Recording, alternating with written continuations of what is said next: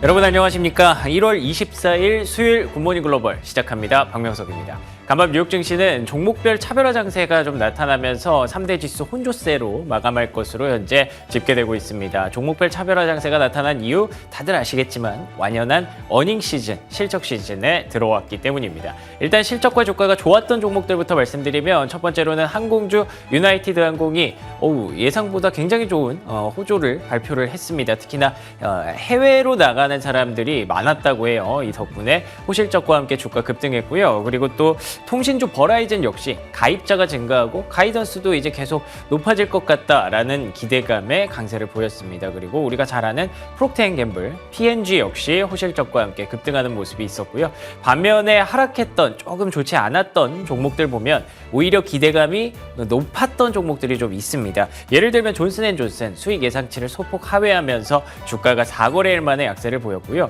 그리고 주택건설업체 디아로턴 최근에 주택건설업체 주가 좋다는 거 많이들 보고 계셨을 텐데 아쉽지만 그 기대치의 벽을 넘지 못하고 급락하는 모습이 있었습니다. 그리고 또 마지막으로는 3M 수요드나 우려에 역시나 두 자릿수 급락세가 있었습니다. 그리고 인상적인 부분이 같은 섹터 안에서도 종목이 차별화되는 경우가 있었습니다. 예를 들면 방산주인데요. 방산주 기대감이 좀 높죠. 기대감이 높다고 표현하기 조금 죄송스러운 면이 있습니다만 어쨌든 최근에 지정학적 불확실성이 계속 일어나고 있기 때문에 실적은 좋지 않을까 예상하신 분들이 많았을 텐데 두 종목 모두 실적은 괜찮았습니다. 그런데 RTX는 고질적인 문제들을 좀 해결했다는 분석의 상승세를 보였지만 반면에 로키드 마틴은 또 공급망 우려가 또 제기된다고 하면서 주가가 하락하는 모습이 있었습니다. 이것도 특징적인 부분으로 잡아가셔야 될 것 같고요. 그리고 개별주 하나 보시면 TKO 그룹이라는 그룹의 주가가 급등을 했습니다. 여기가 생소하실 수 있는데 그 미국 프로레슬링 WWE를 주관하는 그런 업체라고 합니다. 근데 여기가 50억 달러의 투자를 받았어요. 누구한테? 넷플릭스한테. 넷플릭스가 내년부터 10년 동안 그 WWE 중계를 독점으로 가져가기 위해서 TKO 그룹에 이런 대규모 투자를 했다고 하는데 TKO 그룹의 주가가 급등한 것보다 당장 실적 발표를 앞두고 있는 넷플릭스의 선택이 더 흥미롭게 느껴지는 부분이죠. 잠시 후에 실적 나오는 대로 속보로 또 전해드리도록 하겠습니다. 완연한 실적 시즌이 도래했다고 볼 수 있을 것 같습니다. 일단 종목별 차별화뿐만 아니라 섹터 안에서도 종목별로 또 차별화되는 모습이 있었고요.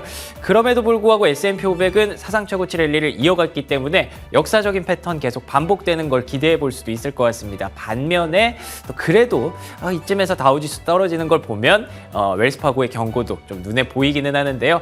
실적 시즌 리뷰해 보면서 종목별 전략 한번 정리해 보도록 하겠습니다. 수요일 굿모닝 글로벌 지금부터 출발합니다.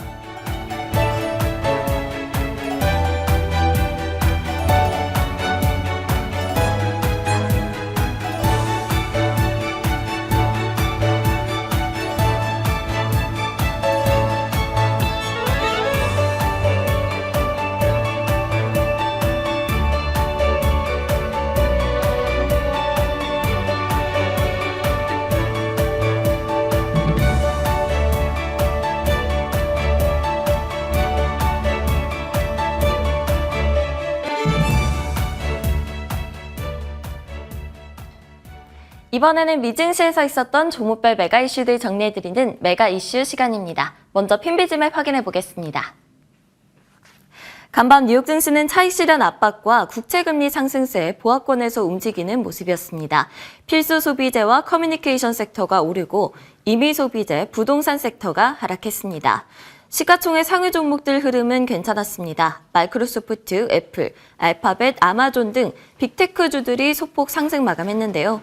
기업들의 4분기 실적 발표가 쏟아져 나오고 있죠. 간단하게 짚어보겠습니다.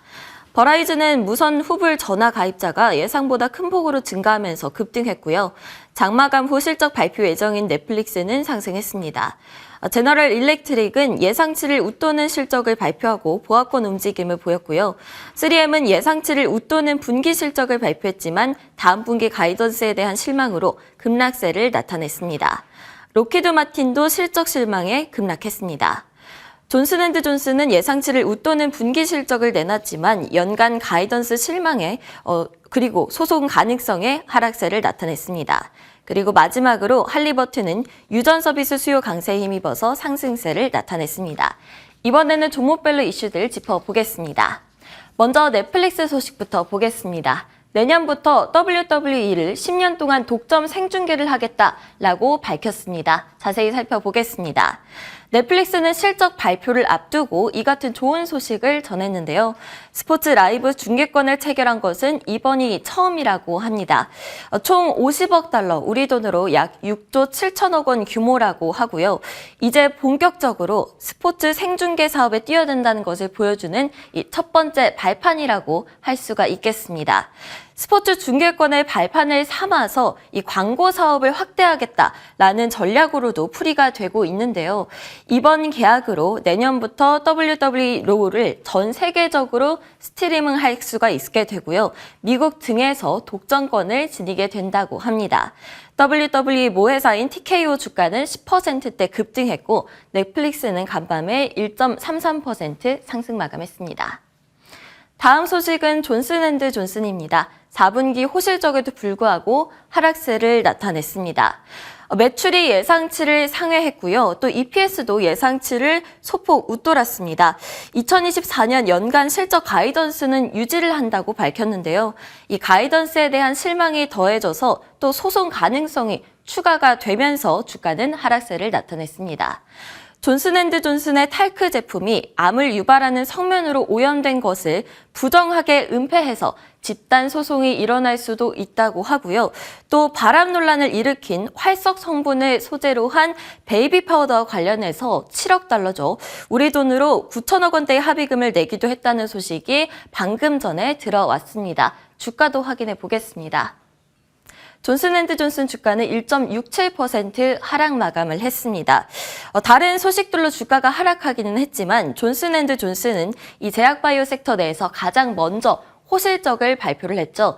이 때문에 다른 제약바이오 섹터 내 종목들에 대한 실적 기대감도 높아지고 있는 상황입니다. 다음 종목도 확인해 보겠습니다. 유나이티드 항공이 4분기 매출 그리고 순이익이 예상치를 상회하자 상승세를 나타냈습니다. 매출이 전년 대비해서 10% 가까이 급증을 했고요. 예상치를 웃돌았습니다. 또 주당 순이익의 경우에도 전년 대비 감소하기는 했지만 예상치는 웃도는 모습을 나타냈는데요. 그렇지만 1분기에 예상보다 더 큰 손실이 날 것이다 라고 밝혔습니다. 보잉 737 맥스 9 여객기의 운행 중단 때문인데요. 유나이티드 항공은 이 기종을 80대가량이나 보유하고 있다고 합니다. 그래도 호실적 발표로 주가는 약 5.3%가량 상승했고요. 델타 항공, 그리고 사우스웨스트 항공, 아메리칸 항공 등 다른 항공주들도 동반 상승세를 나타냈습니다. 다음 소식입니다. 태양광주들 소식인데요. 트루이스트에서 매수라고 평가하자 동반 상승세를 나타냈습니다.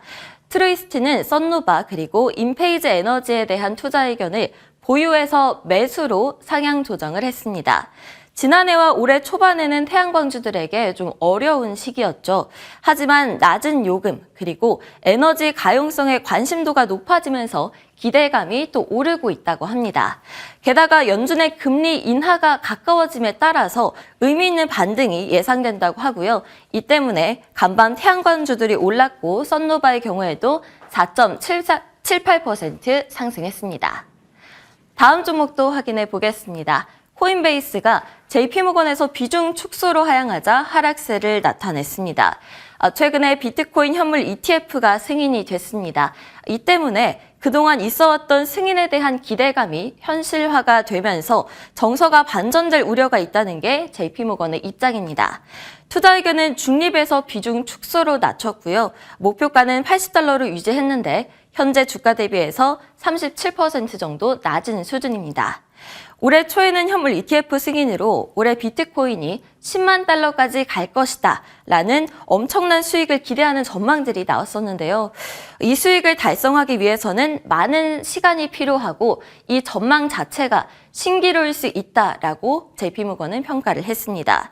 비트코인은 장중에 39,000달러를 하회하는 등 7주 만에 최저가를 기록을 하고 있는 중이고요. 코인베이스의 경우에는 작년에 이 비트코인 ETF에 대한 이 기대감으로 391% 상승률을 기록을 했지만 올해는 굉장히 지지부진했습니다. 26%나 급락을 했죠. 간밤에는 3% 하락하면서 거래를 마쳤습니다. 마지막으로는 마감지수 상황 살펴보도록 하겠습니다. 다우지수가 0.25% 하락했고요. S&P 500지수는 0.29% 상승, 나스닥은 0.43% 상승하면서 거래를 마쳤습니다. 좀 더 자세한 시장 이야기는 김태수 위원님과 함께 나눠보도록 하겠습니다. 위원님 안녕하세요.